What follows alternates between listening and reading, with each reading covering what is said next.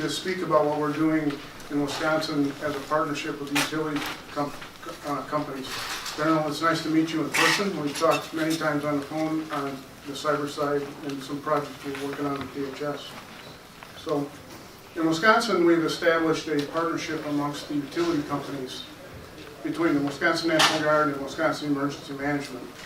Back in February of 2015, General Mitchie gave me a task to make it happen. I think we've all got those in the military once or twice. And that was our guidance. The very next month, and during the Governor's Emergency Conference in March of 2015, General Dunbar spoke to 4 topics, 2 of which are the electrical grid and its importance and cyber. So he's very in tune with what's going on in the industry and the importance of how it all comes together and how it's nested.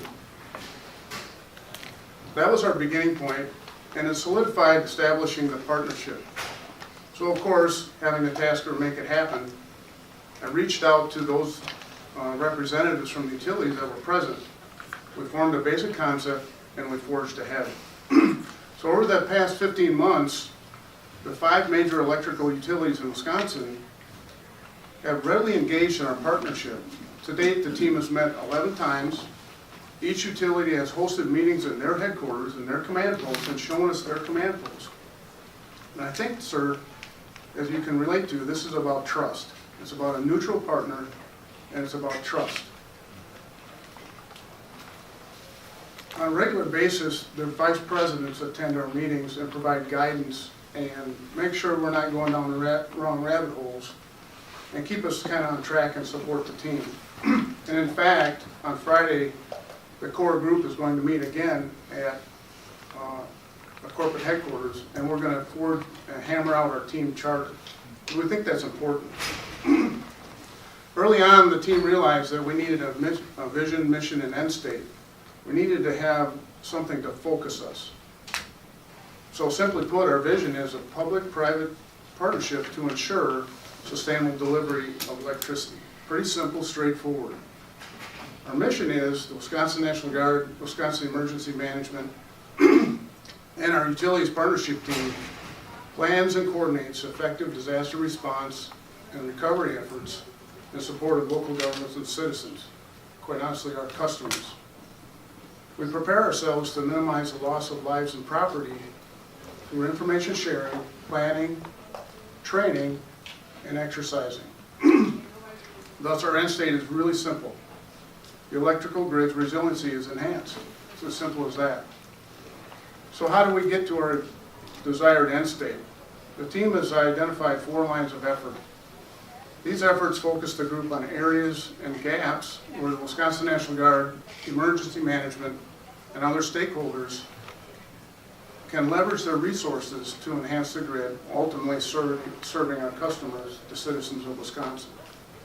These lines of effort are cybersecurity, communications, logistics and transportation, and exercises. Many of the things we've discussed today. Diving in a little bit on these lines of effort, within cybersecurity, several opportunities have arisen to collaborate on capabilities and sharing of information. A goal of this committee is mapping out these systems, channels, and methods to exchange that information. A recent success is participation of 4 cyber professionals, civilians, from a utility in Cyber Shield in Camp Atterbury, Indiana. These civilian experts were team leaders, and they took an active role in the exercise. They just didn't sit back and observe. Our second line of effort falls within communications. The experts within this team are focused on enhancing and maintaining communication during response and recovery during and after a disaster. In Wisconsin, there are areas where cell phones simply do not work. Anything up north, you're not talking to anybody. So how do we mitigate that? The team is looking at ways to utilize high and ultra-high frequency FM radios in the event cell phone coverage is not available. One option in Wisconsin is called the Wisconsin Integrated Communications System. It's high frequency radios with repeaters across the state, which allows interoperable radio communications anywhere you are in the state. local law enforcement, all of the first responders use this system, and it works extremely well. Logistics and transportation is our third line of effort. This team is working on challenges which can affect the industry. Areas such as heavy transport permits, moving generators through the state, logistical resupply, personnel and equipment staging at the disaster site, and tracking are under consideration.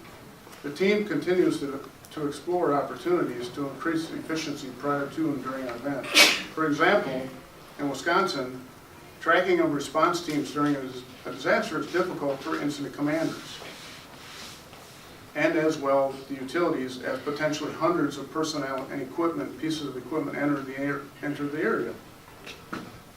Wisconsin has established the Wisconsin Credentialing Asset Management Software called YCAMS, which provides incident commanders visibility on who is and what is in their area of responsibility. A responder entering the staging area scans their YCAMS ID card, and it's very similar to our CAT card in the military. The database, it captures their credentials. If they're a line crew in the utilities industry or a cyber expert, that incident commander can see it in the software database. It says, Gerald Eastman is a DISCA qualified person. He's an incident command system qualified person when I walk through the door. And I can, as an incident commander, I can see who I have on the ground. A utility can use the software to see where their first responders arrive and when they depart the incident site, thus facilitating more effective use of their scarce resources. Gives them real-time visibility of where their bucket crews, if you will, are at any given time. Our utilities are just beginning the credentialing process. And in Wisconsin, we have about 3,000 first responders that are actually in the database. Finally, exercising and testing our plans is the fourth line of effort.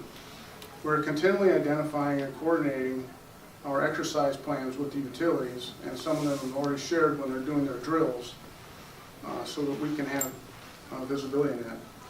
Recently, the Wisconsin National Guard was invited to embed liaison officers, LNOs, into 2 utility response teams during GridX 3. A team was in Cedar Rapids, myself, Iowa, Madison, Wisconsin, and Pewaukee, Wisconsin. These LNOs provided real-time information across state and utility boundaries so that we had, accurate information on what's going on in GridX. LNOs at one utility command post in Wisconsin within minutes provided leaders in Cedar Rapids situational awareness. And they can readily see that. So leaders in each company and location could see this information and have a better common operating picture as they work through response and restoration. And we use that through a HISN backbone through the DHS side.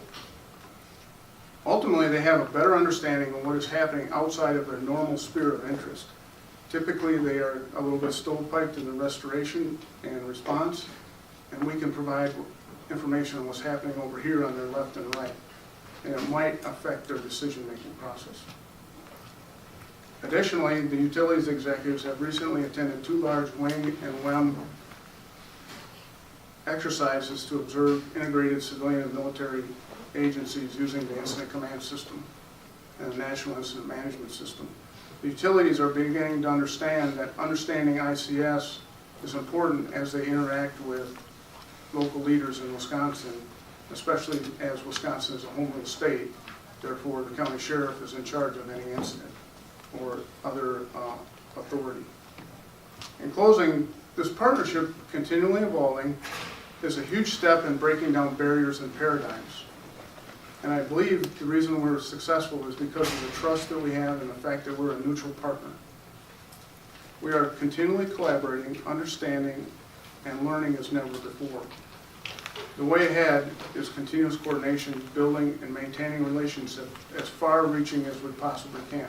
And sir, I'd love to talk to you about what you're doing in Washington, because you have broken a code on the cyber side, and we need to talk about that.